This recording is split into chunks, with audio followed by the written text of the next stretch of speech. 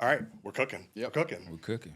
What's up, everybody? Welcome to Popcast, your revolt sound of weekly music. What the hell am I talking about? Taking it from the top. Sorry. You need an intro. This is what I need.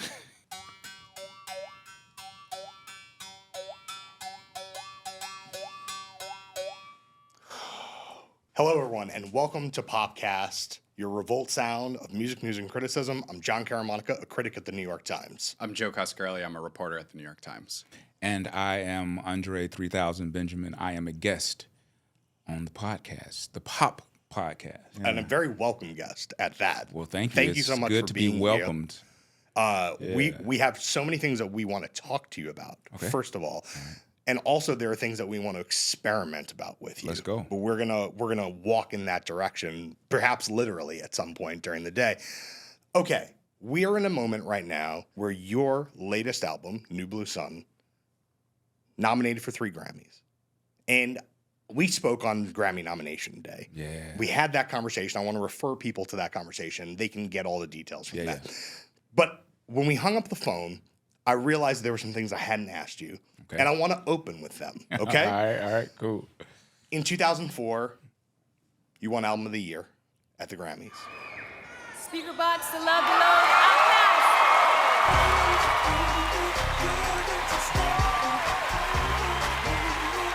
Outkast. We love y'all. Thank you very much. Southern Playalistic Cadillac Music. Thank you very much. You're smelting. And I wonder if you can take me through some memories of what that experience was like. We really talked about the present, but we didn't really talk about what was going on during that moment. Where was your head like even before they announced it? I honestly, I can't remember. One thing that was probably most memorable, my son was in the audience. You know, he was there. He was a kid, watching. And I just remember him, he saw 50 Cent. And he was like, "That's 50 Cent." Like a superhero. Yeah. the flesh. So I remember that because he had this little headgear on and he was chilling. Were you sort of, by that stage in Outkast, a little bit, maybe even fatigued of awards and award presentations? Oh, no, not at all. I don't get fatigued. No, not at all. We were the award thing is kind of like a behind the scenes, like a vapor of what's going on. Like if you're focused on what you're doing, like we're in the studio, we touring, and it's just a thing on the itinerary at that point. Like, okay, I got to go to this award show. Mm-hmm. You probably just came off a show that night before, so yeah, it's just another awesome thing happening. You also whirlwind. You also have, in my mind, one of the most memorable award show speeches in memory, which is the Source Awards. But it's like this, though. I'm tired of folks, you know what I'm saying?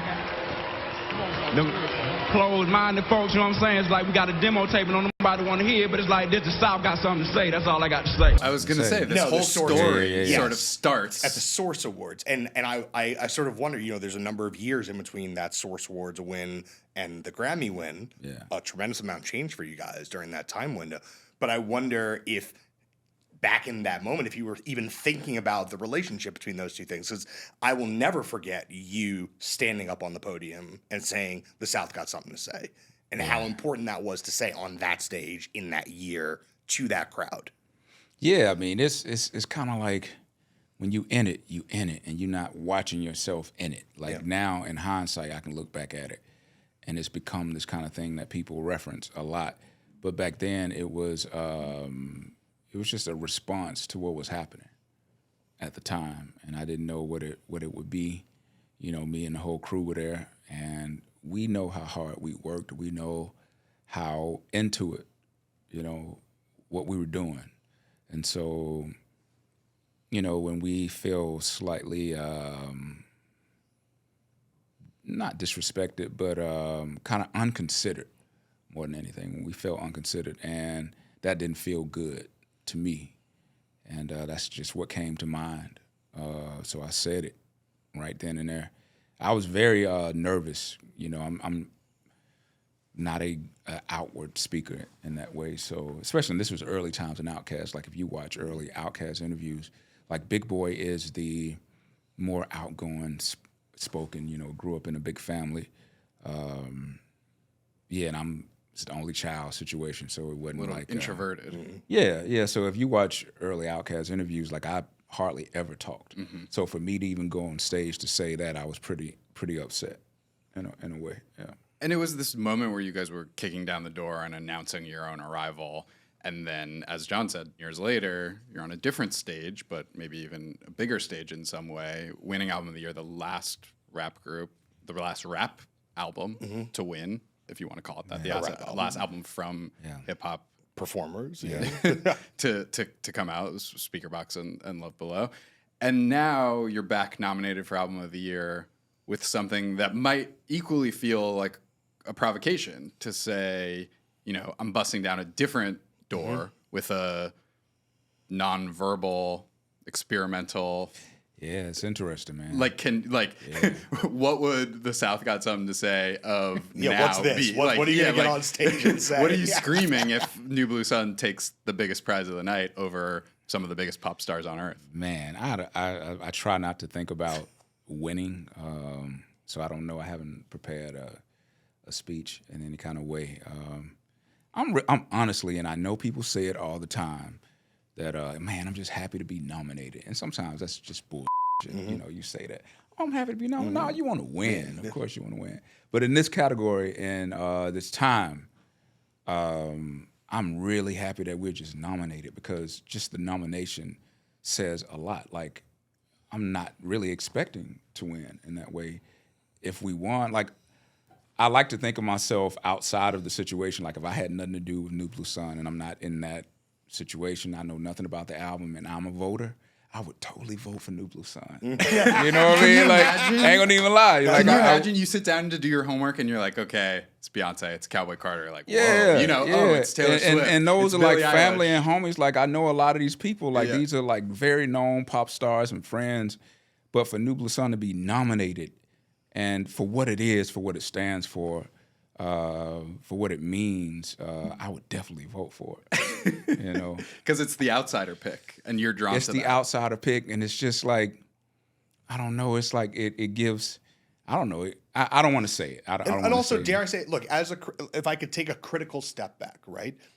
One thing that I think recurs at the Grammys every year is I think, especially with the older voters, as it were, this tension between like very produced music, very 10 songwriter type music, and quote unquote real music. Look, in this house, all music is real music. In this house, it's all. But I know that the way we view music is not how Grammy voters and view music. the rank and file Grammy voter seems to like instruments. Yes. So my take on it is this could be very appealing to Grammy voters who want to know what the instruments are and want to see people playing the instruments. Yeah, that seems like a real positive. Yeah, I like I said before, I would totally vote for it. Have you negotiated at all playing on the show? Like, are you guys We're gonna trying. get up Like, there on CBS? we're going to speak to the Grammy committee this week to see if they let us play, and I think it would be, once again, another awesome choice if they did. Yeah. Like, if they let you blow a couple minds there in between Billie Eilish and Beyonce? Yeah, like, I just feel like, I always think, like, if I'm a kid sitting at home watching something, that's how I think about it. Like, what would I remember? Like, man, I was 10, and there's these dudes that came on, and they were making these sounds. I mean, that's literally know what I mean? me with Bombs Over Baghdad. Like, that's what I'm saying. Let's go. Let's go. That's what I'm saying. A 10-year-old like, kid in Central Florida being like, "What are these sounds?" Let's go. If they let us perform, we're gonna show out. And you would do also fully improvise. Like, that's the goal, would be to just do the thing you've been doing on the road. That's staying true to what we're doing. Like, what is that's that? The way. What is the importance of improvisation for you? Someone whose career, I think probably early on when you started rapping, there was an improv element to what you were doing. No, not Never? really. When you're writing, of course, you're trying out a lot of different stuff in your head to compose your verse. I've never been a rap freestyler in that way. Like, I mean, I've never been a big drinker, but a lot of times people get drunk and get to freestyling. I've never been a great freestyler, and I think because I think too much.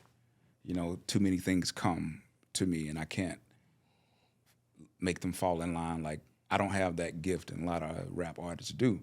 I'm more of a writer. I'm a writer, constructor, composer in that way. For this, it is the complete opposite of what I've done before. So there's a freedom that I'm feeling, and it's more, instead of just improv, like, hey, let's get out here and improv something. It's more trusting the space, trusting my bandmates, trusting the room, trusting what I have to give on that day, and the reward for that trust is a lot greater sometimes than what you've constructed.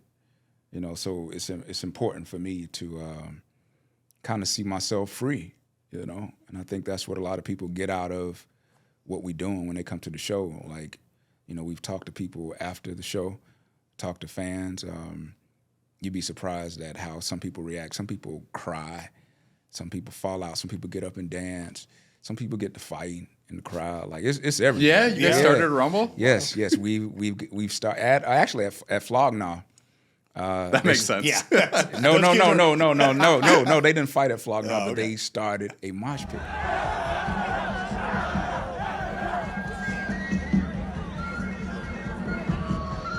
And they only gave us like 30 minutes to perform at Flog Gnaw, but after the 30 minutes was over, I was telling the kids, hey, I'm sorry, we got to go. And they were like, no. It's like, you know, so they were with it. They were totally with it. I think it's something kid-like about it, what we're doing, that I think the youth responds to. Tapping into a childlike nature. Yeah, it's something about it. Do you talk about yourself as a writer, as a rapper? When you see a more new school musician, especially in Atlanta, I know you've worked with Future over the years. He comes out of the same musical tradition that you do, but took a different path. When you see them freestyling everything in the moment, on the mic, never writing a lyric down, punching in, like, does that tap into something similar? It blows my mind because I'm from an era where we wrote verses. Like, we're from what people call the golden era, which I think every generation thinks their era is the golden era. But when it comes to rap, like, you got to think, when we came up, it was Redman, it was Nas, it was Wu-Tang, it was Tribe, Souls of Mischief. These were rappers. Like, it was like, and clarity and making people know what you're saying was really important. And we constructed verses. Like, I can't speak for anybody else, but I've always written verses and I said them from start to finish. Like, punching in wasn't even a thing. Like, I didn't even know how to punch in. Like, that was like a studio technique that I only knew that like Slick Rick used because he overlaid to fix stuff. Or well, not even fix. He used it as an actual like a narrative tool, almost like counterpointing himself. Well, kind of to blend in and over. Yeah, he used it in a creative way. But for me, it was really important for me to say my verse from start to finish, and I wrote it in that way. This new generation, they blew my mind because I've been in sessions where they'll freestyle a line and go back. Tack it on. Engineer may take one part and make it the chorus, and then you got a song. To me, that's awesome. You know what I mean? Like, I'm always interested in everybody's process on how they do it because it opens up a new way and it opens up a new sound because you do it that way, you know? So I'm always interested in somebody, like how you do it, you know? What's fascinating to me is I think a lot of the melodic innovation, especially in Atlanta, if we're really going to rewind it and take it back, it goes back to Speaker Box and Love Below and a lot of the choices that you made on that album. The freedom of that album, I think, set a lot of people in motion to think that they didn't necessarily need to lead with bars, as it were. They could lead potentially with melody. And then when you add what Kanye was doing, when you add what Pharrell ended up doing, all of a sudden, here are the sort of North Stars of the genre all saying, hey, you know what you don't actually have to do is have the tightest 16, which everybody was in a tight 16 competition in the 90s. Yeah. You know, what you said about punching in, the other person who said that to me, exactly almost how you phrased it, was Bun B. Bun B was like, he's like, if I had to punch in, I failed. Yeah, like, you felt kind of like a cheater. Right, exactly. You had to punch in. Right. But yeah, those- that was a different time, man. Like, I didn't even want to change my curse words. Like, when the label was like, you got to go in and punch in, I was like, nah, I ain't changing To my do a curse clean words. version. Like, Right. I was like, clean version? Y'all better just beep it or something. Like, do a yeah. scratch on it or something. Yeah, man. So it was a different time, different process. But yeah, I can say like all the artists behind us. If anyone learned from what we're doing, it's because I had great people in front of me, and that's every generation. Like, you can always tie it back to their responding or being inspired by the people that came before them. Right. Either So- rejecting or embracing, or sometimes both at once. Yes, yep. And it happens that way. So I only started doing all types of music because the people I listened to, they kind of did all types of music. Right. You know, and I felt like, well, I should try it in that way. You know, if you know, Prince is doing a ballad and then he's doing kind of like this rock kind of hillbilly, funkbilly song, and then this funk song, and you know, then he's doing jazz. To me, it was like, try everything. Why not? And so for me, and Sly did the same thing. So for me, it was George. Like, these are my heroes, you know. So yeah, I always kind of in the back of my mind, I was trying to, even with Outkast, I was trying to figure out like what's a rap punk funk hybrid. It's almost like throw everything you love into a pot and then see what it is. And even make this exercise I would do is make fake hybrid groups. Like, I'm like, what would Jimi Hendrix sound like if he was in a rap group? Or, you know, what would Bad Brains sound like if they were a rap group? You know, so it's almost like you make these kind of false hybrids, and then if you even get close to what you were trying to do, you're on to something different. You know, a lot of times. This is maybe the 6th time we've spoken over the years. Yeah, man. And before you came in today, I went back and reread everything that Wow. we've done. So this goes back to the late 90s.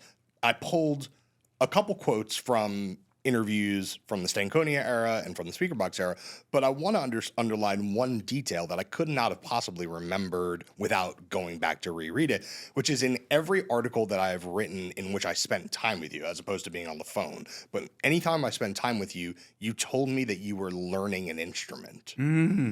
And so Wow. we're going back to... You saw the breadcrumbs. Yeah, so we're looking going back to at least, I would say, 2000 or 2001, maybe. So in one story, you talk about learning guitar.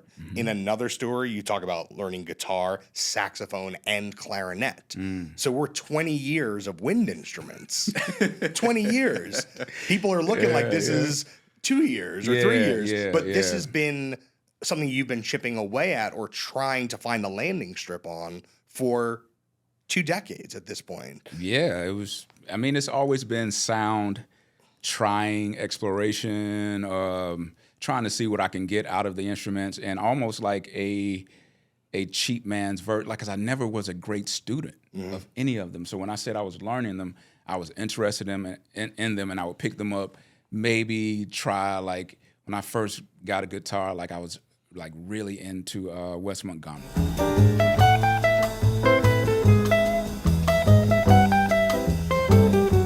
So it's like I just learned a few Wes Montgomery chords, and then I had to go on tour. So it was like I never kept up anything. So I would take bits and pieces of things and make it into something. So Beatles songs you would learn, you know, some chords from Wes Montgomery and Beatles became Hey Ya. You know, it's kind of like And you played that guitar on that record. yeah. But these were kind of like my first chords. Like I was in Guitar Center and this kid comes up and he says, oh man, Hey Ya was the first song I ever learned, my first chords, something like that. And I was like, me too. Yeah, it's like, so yeah, for me, it's about, it's more important to be excited about what you're doing. Yeah. And even when you're at master level, I think you should always find a way to be excited about it, because I think people can feel when you're kind of just Going through the floating motions. along. And also, So to me, excitement is really important. So a lot of times when I'm learning or discovering these sounds or instruments, I'm actually using the material of excitement to push it through. You know, That's because what people are You hearing. can't fake excitement. There's no way you can fake it. And you've gotten some, I'd say you've gotten some shit for saying that you feel like rap is a young man's game, but I think there's certain genres and certain genres that you connect to, you talk about punk, you talk about rap music, like those come from that energy of discovery and youth. And it doesn't mean you can't make good punk music or good rap music as a grown person, but For sure. to you, talk a little bit about why you feel like that is so inextricable from youth. Yeah, I'm glad you brought that up, because I never want to uninspire anybody or have some negative kind of tinge, because we're all out here trying stuff, and I still, at 49, sometimes I still be rapping. I try. So it's not I wouldn't say that I wouldn't say it's a young man's sport per se, but what I'm attracted to in hip hop, what I'm attracted to in punk music, even rock and roll, is this kind of unabashed, we're stupid enough to try anything energy, and I think it maybe started in the 50s when pop music, when kids first started making their own music. Mm-hmm. I think that's a gift that rap, pop music, punk, rock and roll, it's the gift that we get, and it's no one else can reproduce that. And I think it has a window. Just like if you're putting together a recipe, some recipes call for fresh ingredients. Mm-hmm. The best way to make that recipe is using fresh ingredients. Yes, you can use canned vegetables in that, but it'll be a good dish, but it's different. And so what you're hearing me say is, as a fan, like, I don't sit around and listen to older rap music. I just don't. Not that it's not good, because rappers don't get whacked. You don't get whacked. Right. You can still rap. You can still spit. Still bars. Yeah. LL just proved that, you can be older and still make, rap music. So it's not a thing about that. But I'm looking for newness, freshness. Yeah. I'm looking for, what does someone do different with it? Where did you take it? Where's the jolt? Where's the jolt of idea? Yes, because to me, it's about progression. Sure. It's not about keeping up. So and I liken rapping to boxing a lot of times. Mm-hmm. Like, yes, you can start boxing when you're 50. You're gonna get hit a lot of times. You're not gonna move. We saw Tyson Paul. Yeah, sorry. Yeah, and it's nothing wrong. There's nothing wrong with that. And they say it's like, oh no, you just using ageism. In a way, I am. I'm just being honest, and I think sometimes I'm just too real for people about stuff. But it makes me think of one of your last verses, at least that's public, is on Killer Mike's Scientists and Engineers, and you say something that I think is really profound in that sense, where you say, hope I'm 80 when I get my second wind. $1 more and you will get upgraded. When you think you've made it, you are then just tolerated, overrated. Hope I'm 80 when I get my second wind. Yeah, because we all want to keep going. It's not like, let's be honest, like it's like aging is hilarious and cruel at the same time, and we all going through it, so let's not act like we not. So everybody that's dissing me about saying, you're just using ageism and rap, all these people be cutting their hair off, cutting all their hair off their face, or dyeing their beards and dyeing their hair. So like, you trying to be young, right? You trying to present yourself as young, so come on, let's stop playing. But for me, I'm always just interested in the youth, man, when it comes to artwork. Like, I'll go to watch young people's recitals at music schools, because I want to see what they doing. And it's not that I'm uninterested in what an older person can do. It's just that there's a certain window of freshness that I'm trying to see. And it's always the youth that has the flashlights and the compasses of where it's going to go. Mm-hmm. Always. Yeah. Mm-hmm. Always. It's in history. I'm not even saying I'm new. It's just over time it's shown, and I think it's nature's way of keeping things even. When you were young, it's interesting, so many elders, this is like a classic problem, not just in hip hop, this is true in rock and country, where older generations, they just say, these kids, right? Oh, never say that. No, I know you don't, but you know people who are like that, undoubtedly. Mm-hmm. I know people who are like that. I know people who I came up with as a writer, and they're like, I can't believe you still write about all these teenagers. But I'm like, who else would I write about? Yeah. Okay. You're out there looking for young people because you connect something in you to that generative impulse, right? When you were that teenager or that child, do you think that you were seen properly? Like, did people, you think that? Of course. I'm sure there were some older people that are like, they crazy too, and I think you should have that. You should make the generation that was before you kind of wince a little bit. I think you should because at least you know that there's something different. You know, and I don't think it's anything. I don't think there's anything. Yeah, there's nothing wrong. But you felt seen as that young person when you were young. When you're young, you don't know you're young. You just and you don't know if they're seeing you or yeah, not. you're just doing it, which is how you shouldn't even be thinking about if I'm young or if I'm old. When you're young, it's not even a thing. But what I have noticed, which is awesome, we're all saying the same thing when we're at a certain age. Yeah. You just become your parents. Well, like if you listen to James Brown's Sex Machine and then you go like a parent that will look at Lil Wayne and be like, I wish I could f every girl in the world, and you're like, ugh, what is he? Since you listen to Sex Machine, what's the difference? He's a young man and he want to get out there. What's the difference? So it's kind of like we're judging younger versions of ourselves, which is not fair. You know, it ain't. So when you're chasing that childlike energy you were talking about in improvisational, I don't even know what this is called in front of you, laying on your lap. You're finding that childlike spirit in that. Is that similar to what you found as an actor, where you've dabbled a little bit over the years post-rap? Like, do you find that same sort of youthful, rule-breaking, childlike energy where you can try something new on screen? Yes, because it puts you in a position to reach something that you didn't know was going to happen. That's kind of like the magic of like when you're on screen and you're about to do a scene. Yes, you know kind of where the scene starts, where the scene ends, and if you're paying attention, you might surprise yourself, and that's kind of like you get possessed in a way, you know, and that's kind of what happens on stage too with this. Like, I didn't know that I would grab this instrument. I didn't know that I would play these sequence of notes. And then in my brain, I'm responding to those sequence of notes like, ooh, yeah. And then you're going further in. So it's kind of like it's this weird loop of not knowing where you're going, fear, satisfaction. It's all this happening at once, you know. And you get that if you're paying attention on stage.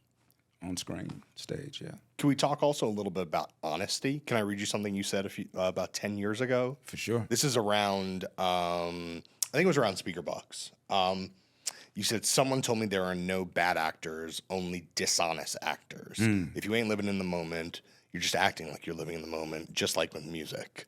And I wonder if there's a parallel in your mind between youth, rawness, and honesty. And as you get older, we're all sacrificing some piece of our honesty in order to just make it through the day. That's what Peter Pan is about, right? If you say so.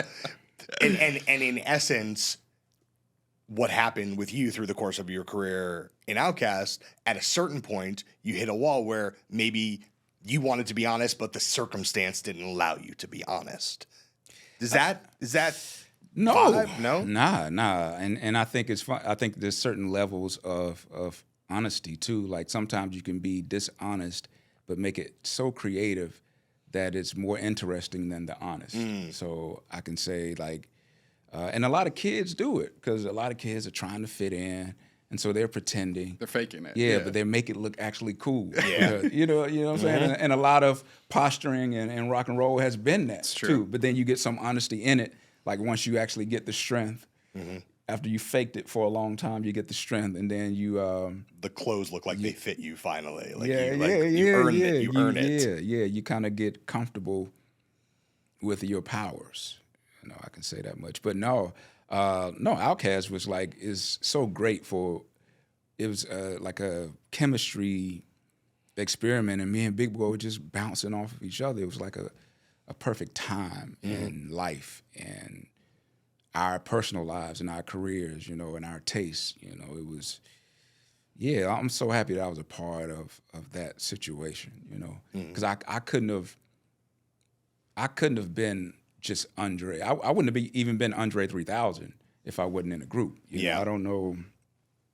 I would have been doing something creative, but I don't know if, like Big Boy gave me a balance to do kind of whatever, you know, and vice versa. Like I'm sure there were times because we were riding next to each other that we gained certain strength because we're riding next to each other.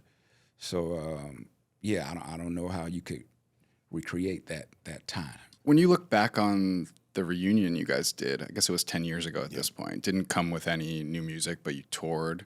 Was there an element of that felt for you like going through the motions and like you didn't recapture the magic that you were hoping you would? No, after a while, once again, it's like you have to find something honest in what you're doing. To go out on stage every night and perform the same songs over and over and over again, there's a certain type of checking in, and that's honest to say that. So you got to find something exciting to do to keep yourself excited, and that's kind of always been my challenge, to keep myself excited. What people didn't know, like almost after every album, I would say to my manager, "I'm done." Mm-hmm. So after Criminal, I was like, "I'm done." After Stankonia, I'm done. So it's always finding ways to keep being excited. So when that tour came around, I kind of just stepped on stage and thought I'd be able to just instantly get back into it until after our first show, and I was humbled by the first show, and that made me have to find something to be excited about with the tour, and hence the suits with the words with the slogans on the back, because that was a way for me to say, because I was like, I have nothing new to say. I'm out here doing these songs, So yeah, that was a way for me to say something new every night. But it can be something that small, just just tapping into. Like I was so excited to be silly, to say new stuff, to say thoughts, say things that you wanted to put in raps but couldn't.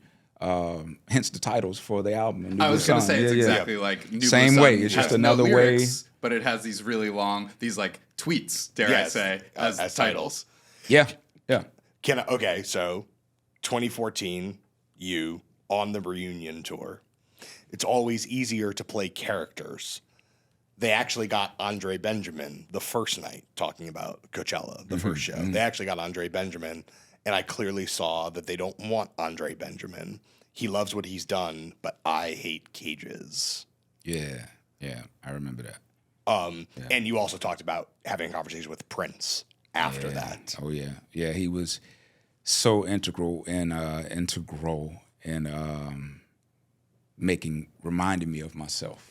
What is it that he said to you that got you out of that? If it was a funk or a unsteadiness, what was it that he said that sort of shook that loose for you? Just really a grown man conversation. We got on the phone, and I never talked to him on the phone, and he reached out, and first thing he said was, "You know what your problem is." That's how you want every phone call to start. But I say to Joe every day. This is Prince. First thing I say in the morning. And he said, "You don't understand how big you are."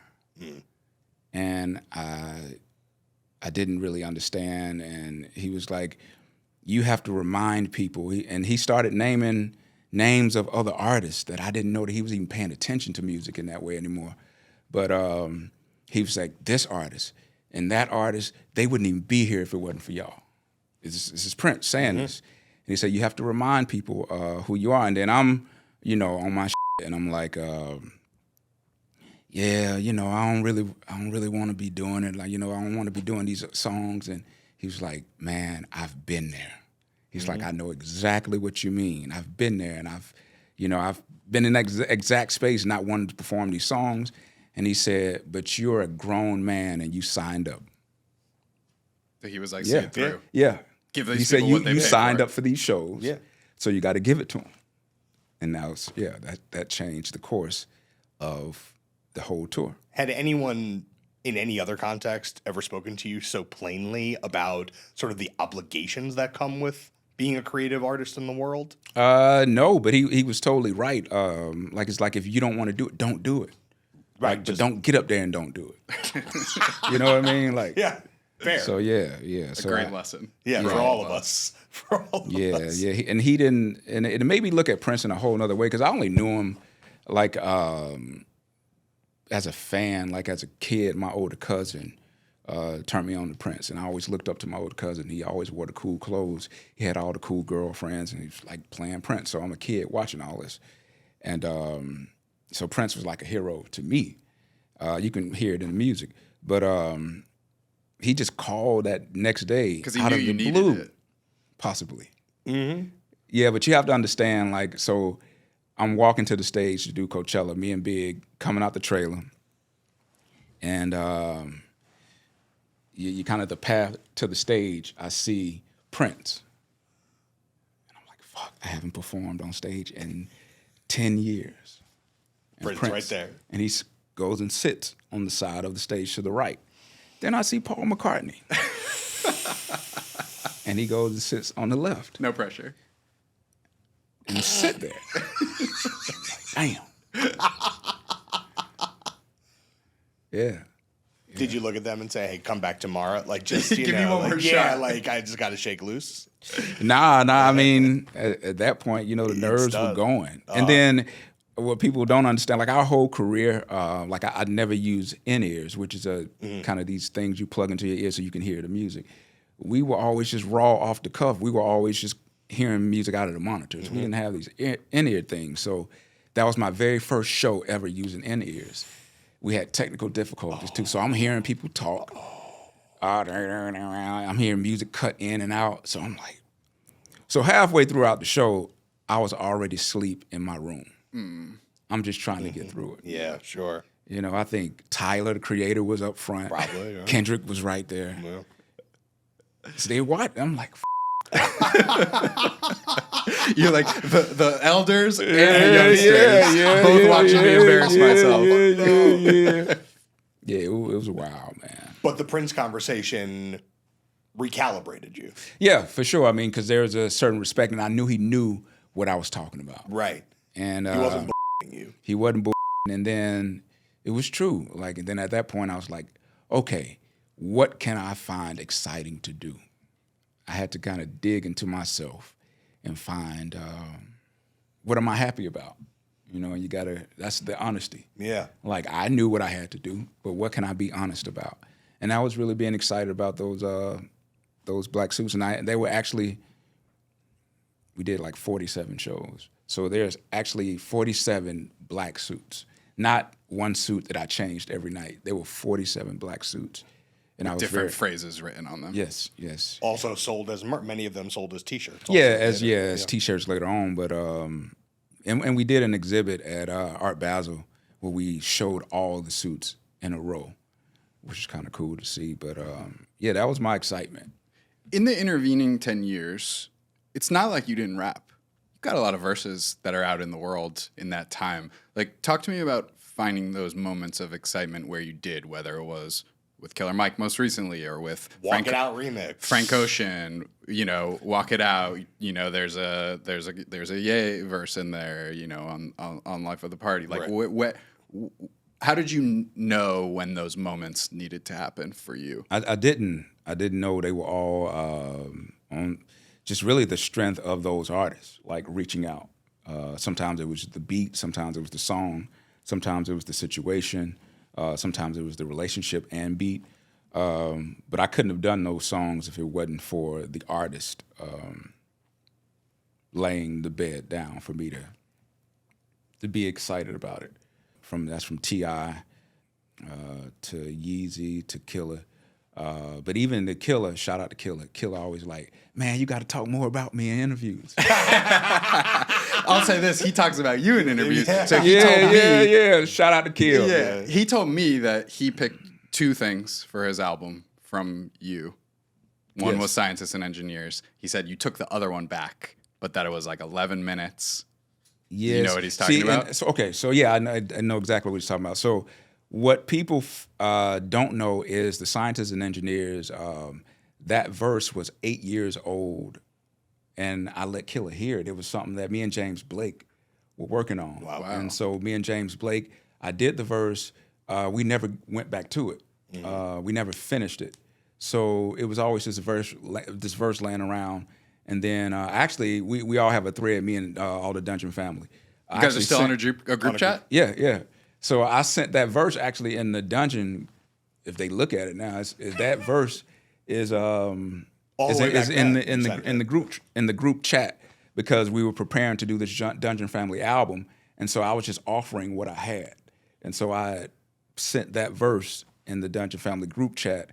That album didn't end up getting made. So once again, this verse is laying around. So Killer, he's like, you got anything? So I'm just kind of playing stuff. And Kill's like, can I use it? So Kill takes it, and him and No ID produce around it, get Future on it. But yeah, they composed a great song around it. And it ends up coming out. And it was always called Scientists and Engineers, the original idea. So that verse was old. So people think it's fresh, and I wrote it, but it's kind of like an old verse that was around that Killer saw some value in and used it. The Kanye song, that subject matter, like I knew he was working on this album called Donda. And I knew he had lost his mom just like I lost my mom. So I knew that subject matter better than anyone. And it's hard to explain to anyone, like until you lose a parent, you can't even explain it to anyone. So when he said, hey, I want to play this album for you, he played me the whole Donda album. He actually sent it to me and said, give me your opinions on these songs, give me your comments. And I actually listened to the whole album and gave notes on, what I felt about the songs. He took them in how he would, and he said, yeah, man, I'd like you to contribute to this album. Do you hear anything you'd like to be on? And I didn't hear anything per se. And then Bentley Farnsworth, Derek Watkins, he said, well, we're working on these other songs, so I'll let you hear these other songs that we first started with. And he plays me the beat for Life of the Party. And I was like, oh, this is it. And so after I heard that music, which was a sample, it was soulful and I could write. Hey, Miss Donda, you running to my mama, please tell her I said say something. I'm starting to believe ain't no such thing as heaven's trumpets. No after over, this is it done. If there's a heaven, you would think they let you speak to your son. I felt like something that was speaking to his mother. I don't know, would be awesome. And so I kind of just had the approach of knowing that his mother and my mother, if you believe in the Bible and, heaven and all that kind of stuff, that they were possibly in the same place.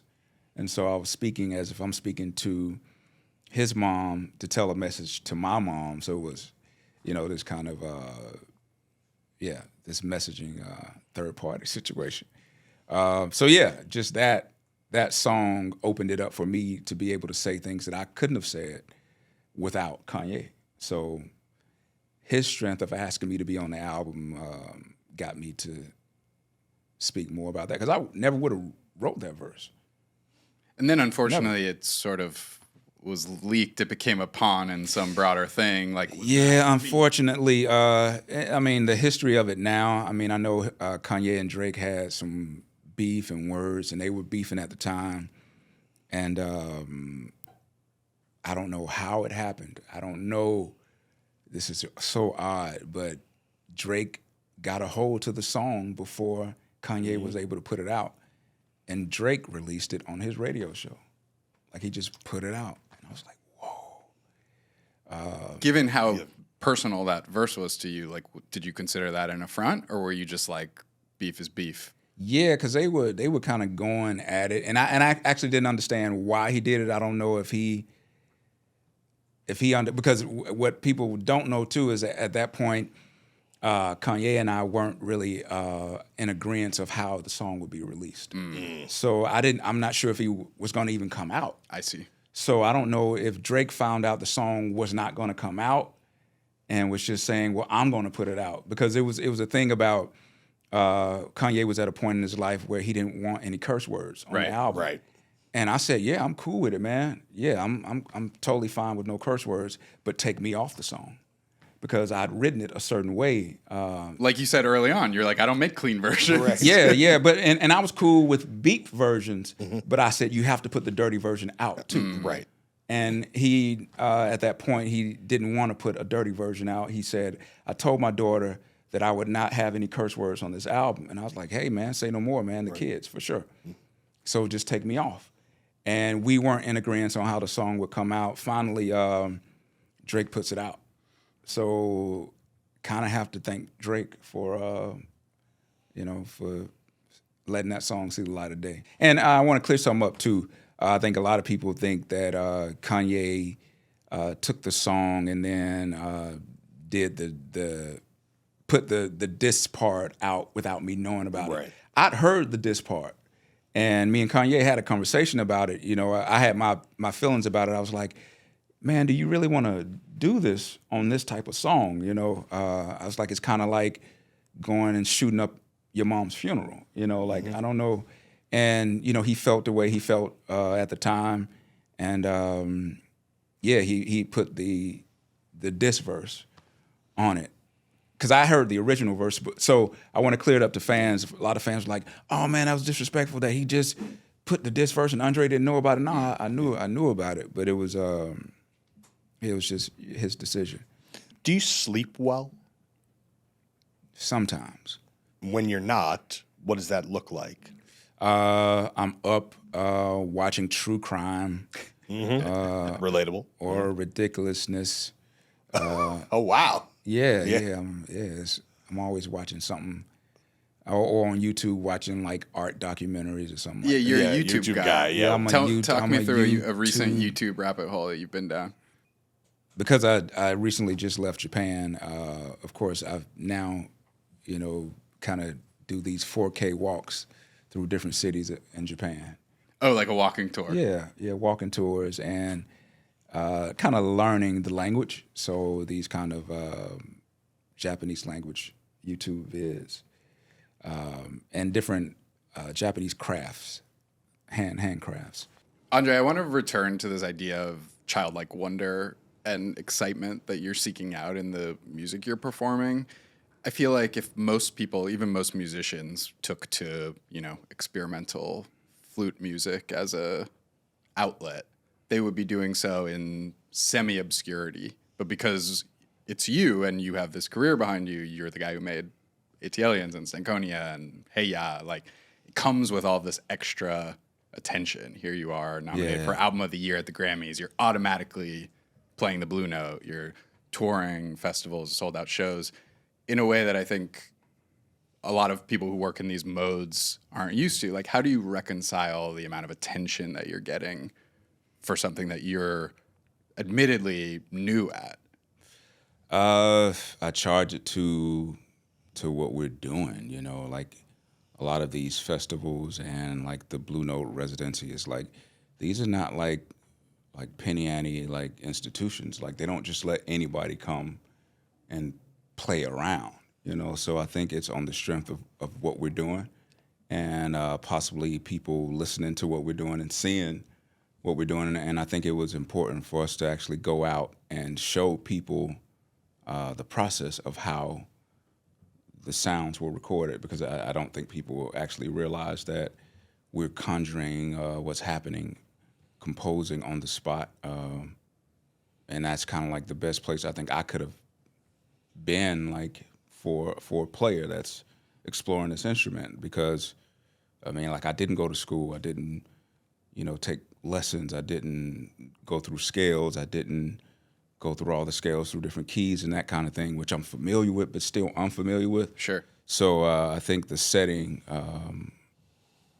the setting was probably the best way for me to explore this thing, because I've only been a street player, like just kind of on the street in nature, playing in parks and stuff like that. So I think a lot of this is coming from what we're doing, and of course the name Andre 3000 gets clicks, for people to check it out. Right. But I actually think a lot of people thought it was a joke or thought it was not a real thing. So it was important to go out and do it, in person. One of the things I was thinking about is about the album as this kind of fixed box. Every time you listen to the album, it's the same. But every time you listen to a New Blue Sun performance, it's different. Yes. And I wonder what you would say to people who are listening to the album. How do you sort of balance the fixedness of the album versus the livingness of the live performances? Because the album is truly, in this case, one snapshot of a very long project that's ongoing. Yes. And for most people, the album is the end point. And then they go out and replicate it. Yeah, I mean, I think it's like looking at a photo. Like if you look at a photo from an event that happened years ago, it's that moment. It can never happen again, and you're tying that moment to that moment. But yeah, when we do it live, we're actually more or less displaying the process and how it was done, and staying authentic to that. Mm-hmm. So that's probably more important for us. But yeah, it is. It's a snapshot, and every night is a different snapshot. Do you listen to the album? And if you do, what are you hearing that's different from the person who has now played dozens and dozens of shows, further down the journey, as it were? I rarely listen to the album, but sometimes we're in situations where the album is playing. Like before our shows, sometimes we play a playlist of, some of our favorite songs, other artists in the community. And in that playlist, our album is in it. So New Blue Sun songs may come up, and I'm sitting and listening to it. And sometimes it takes a minute for me to recognize who it is. And one time I remember me and Carlos were having this moment. It was like, man, listen to that. But it was something that we did. Mm-hmm. And it's kind of like you experience it a different way every time, and you remember those moments. And I can say studio is different from live because when you're in a live situation, the venue, the audience become a part of what you're doing. Right. So you have, thousands of people there looking.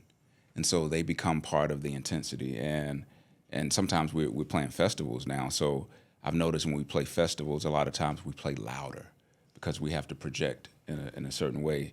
During the tour, sometimes we go back in the studio to have sessions, and we notice we listen because it's more of we can hear more. Like sometimes it's private almost. Yeah. Sometimes they don't give us a sound check. So sometimes sound is just not as great as we want it to be. So you have to kind of listen in a completely different way. So I would say the album may be a little bit more delicate and smaller. Interesting. And, that's what I would notice. But I think over time, from us playing together, I think we just get, more ballsy and being free. Do you hear that in your own playing on the album versus your playing now? For sure. There's a lot of timidness, in the album. A lot of baby steps. Still have baby steps, but now it's kind of like I'm a toddler running through the house. You know what I mean? Like, it's a lot different. And one thing that keeps us fresh too is every city we go into, we go to antique stores, music stores, and we purchase new instruments. So on the tour bus, like we have bunks and bunks full of new instruments and sound. So we may purchase some instrument and I'll play it that night on stage. So you get the newness once again. So it's like, okay, I'm figuring out. But still, I think the audience and the venue helps you do a thing. Like the acoustics of a venue make you do a thing. Like if it's a huge reverberation space, you wait more between notes because you want to hear it than if you're in a tight space, something. So yeah, all of that plays into it. Yeah.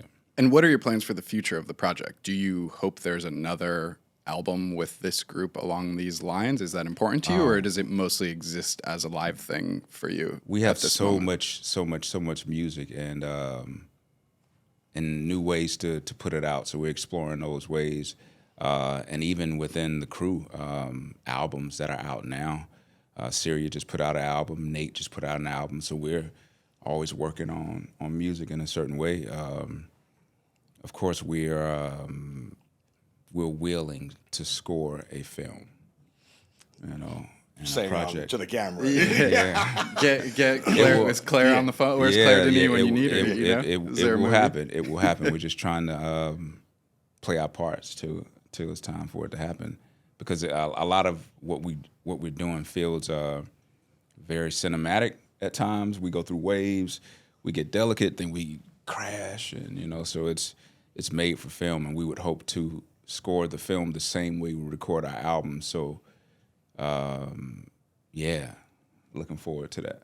I mean, you've worked with some real auteurs in your film career. Claire Denis, who I just mentioned, obviously Noah Baumbach on White Noise, and Kelly Reichardt most recently. Yeah. Like, what have you learned from those sorts of leaders of groups when it comes to directing on a film set? I have to say that I've been blessed a lot because I'm not a big film buff. Like, I don't know a lot of films. Yeah, I'm not. So a lot of times my first time hearing of these directors is when they reach out. Oh, that's cool. So I wasn't familiar with Claire, but now we're like close. Like, and we, she sends me stuff she's working on now, and we keep in contact and see how she's doing, and like I'm learning from the innocence of not knowing, which is actually like, I just think I've been blessed with I call it almost like obliviousness in a way, even myself, like meeting Carlos Niño, who's percussionist in the band. I didn't know the waves and waves and waves of music that Carlos had been involved in when we met. I met him as a guy in Air One, and he's like, man, I heard you were playing flute, we should get together, and I'm like, cool, we in his garage playing. But I learned later, like if I would have known, I probably would have been way more timid about it, but it was on the respect of and strength of just music alone.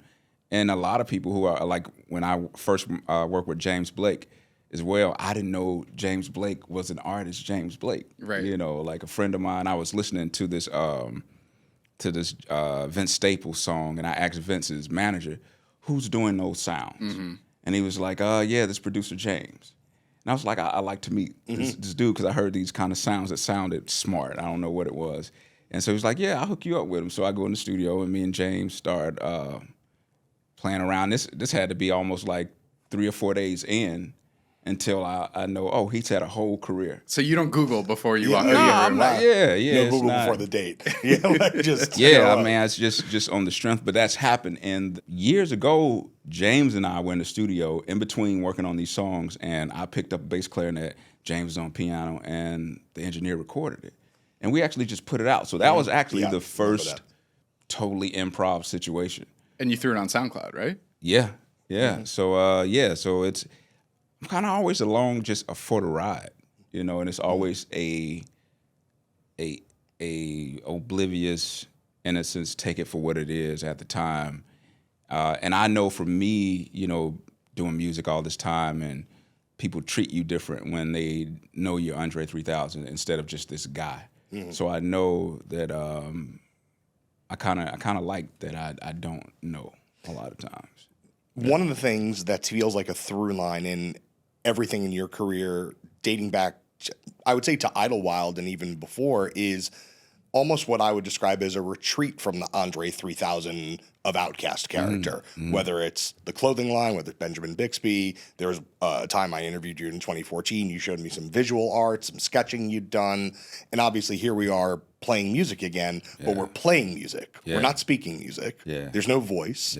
We're playing music. And I wonder if is the through line of this last 10 to 12 years of your life, in essence, a full retreat from whether it's the art that character has to make or the pressures of being that character?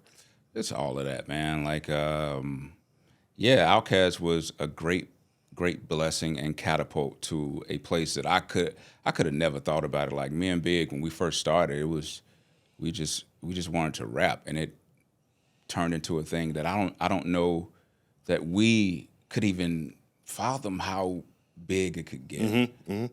So I do think me being an only child, my personality not being as outgoing, it was probably a shocker to my system. While you were in it. And a multi-decade shocker. But when you're in it, you're just going until one day you like, hold up, I don't feel great. And I remember sitting down and having to tell Big that, man, I have this anxiety thing happening. And I remember, like, for a long time I didn't say anything. And I'm sure, the crew was like, I don't know what's going on. And I remember having I sat down with Big and told him, yeah, man, I have these like panic attacks. and I don't know what's happening, man. But when I look back at it, like I didn't have it as a child.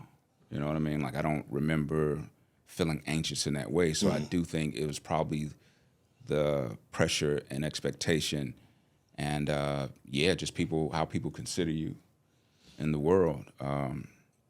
I can't remember this documentary, and somebody will, in this day and age, somebody will tell you. Someone will Google it. Put it in the comments. Yeah, there's this documentary, this classical pianist.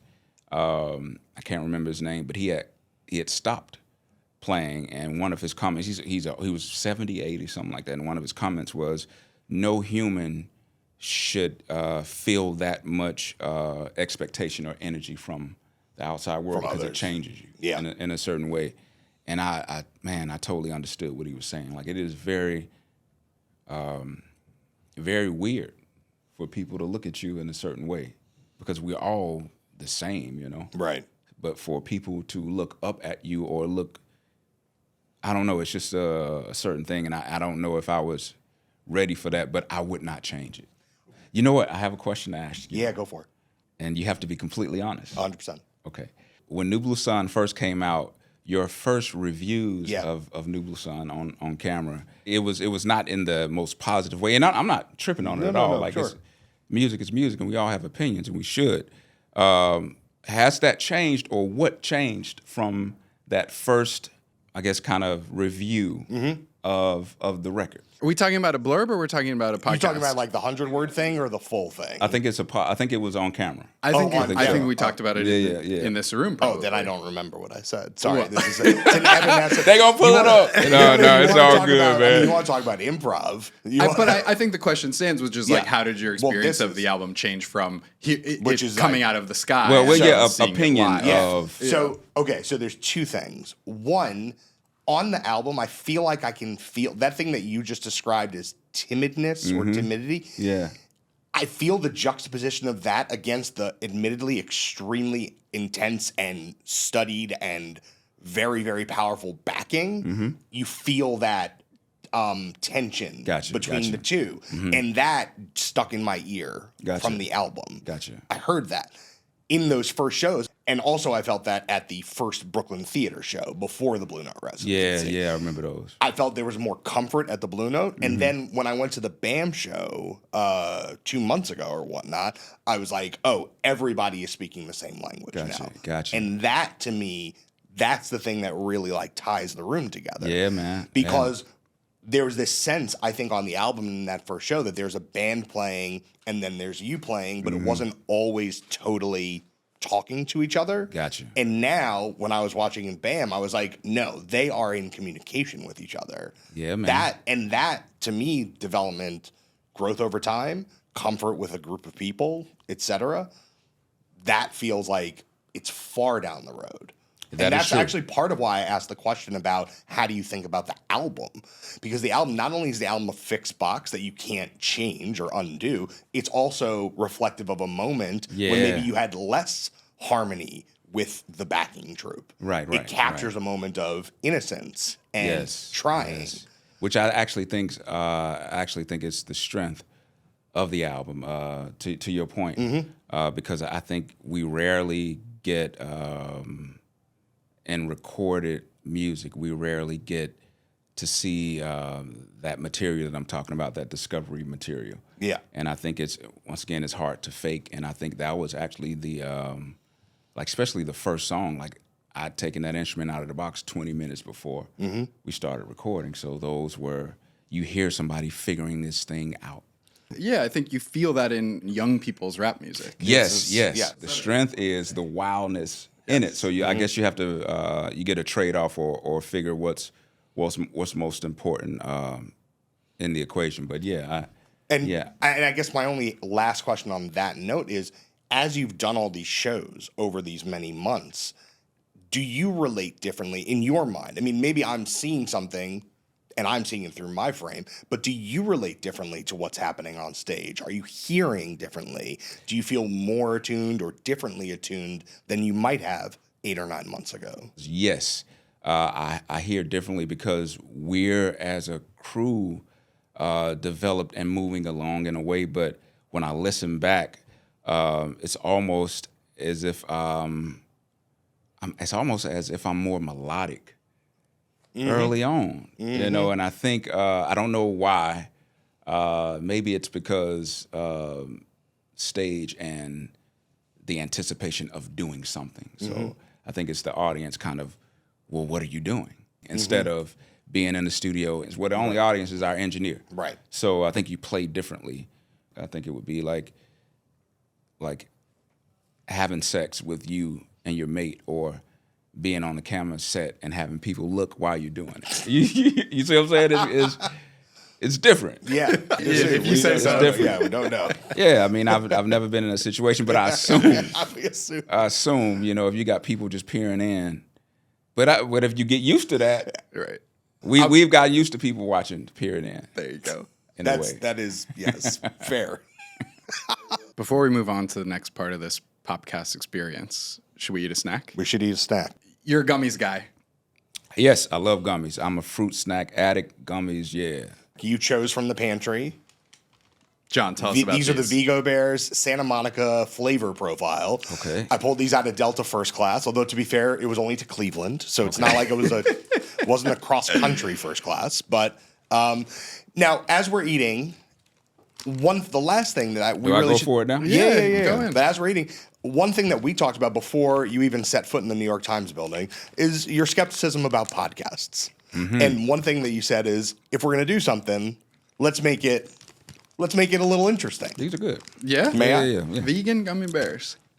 No, my own. Okay, no, You got to get give me your the own, bag. my brother. No. No, we're good. They're all yours. They're all yours. Santa Monica We've had flavor. people walk out with full bags. It's totally fine. So you had some skepticism about podcasts, and you want to do something a little unusual. You want to, yeah, see? Yeah. All right, rank the gummy bears. Rank the and gummy bears, answer the then we'll question. set it up. Out of 10.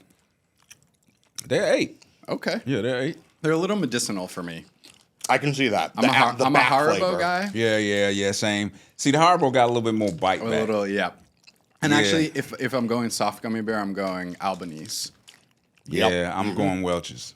Okay. Yeah. So true fruity, like the true fruity Oh, yeah. squeeze. Yeah. Yeah, I mean, these, what I like is that the flavor doesn't sit on the outside of the gum. I feel like you're biting into the flavor. You got to get there. Yeah, it's like a the journey. chew. It's not flavor, then a bunch of dry chew. It's you're chewing it, and then you're arriving at the flavor, which is, I think, a helpful thing. Yeah, these are more taffier. I'm a 4 out of 10. I don't Really? love these. I don't love them. Sorry, Delta. Yeah, I'm with Andre. I'm an 8 on these. Yeah, they're good. I'm an 8 on these. I like I bought them in bulk after the flight. I bought them on bulk on Amazon. They're all yours. I'm not against podcasts at all. Like, I think they're awesome. I just think we've gotten into a place where there's so many of them that, like, my friends send me podcasts all the time. You're telling and I us. feel like, Yeah, we are aware. and I feel like I can't keep up. Like, I can't keep up with all the podcasts. So it's like, damn. So that's why, like, when we were talking about it, I'm just actually more attracted to no camera. Like, there's Right. something to me. There's wonder and mystery in just hearing a voice in the void instead of sitting and Sure. seeing this thing out. But I know we're in a visual world where people Alas. throw clips around. But there's something about I guess I'm an old school kind of person. Like, there's something like when you can stare. When we had to stare at album covers and you create a world in your brain. You want to do that. Staring an still. album. Yeah, like now there's nothing to force you to be creative in your brain. Like you're just looking at these guys sitting up and talking. But you had a creative proposition that we are delivering a creative proposition. So we're going to do rocking. something special now. Yeah, we're going to do something special. So tell us what you wanted to do here today. We'll be playing upstairs, which is a new thing for y'all, right? This is For a sure. first, a lot of firsts happening here First at the New and York maybe Times only. today. But I think it's important to talk about the people behind what we do. So I think it's in great form right now to introduce everyone. The New So- Blue Sun Band. Yeah, so this is Carlos Niño, Nate Mercereau, Deantoni Parks, and Surya Botofasina. Thank you And, guys so much for being here. Coming to the New York Times, a very special day in the newsroom. Yeah. The Fishbowl's never been this alive. Yeah, we're going to have fun. All right, do your thing. On Eva, Let's go. let's go. Let's go. There's nothing wrong. There's nothing wrong. Need your nine. Deeper than that. Tuesday, 11:30. Going up. Easy. Procession.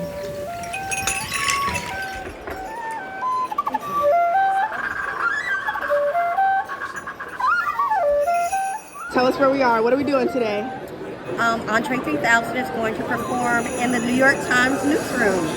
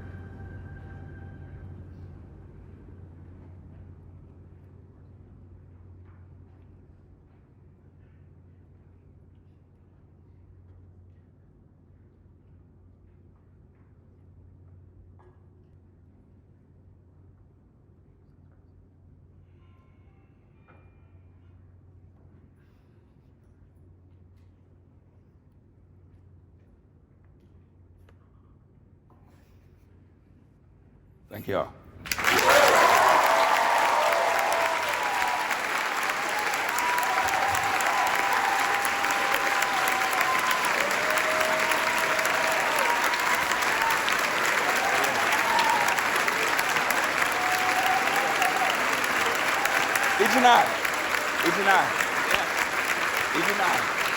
There's nothing wrong.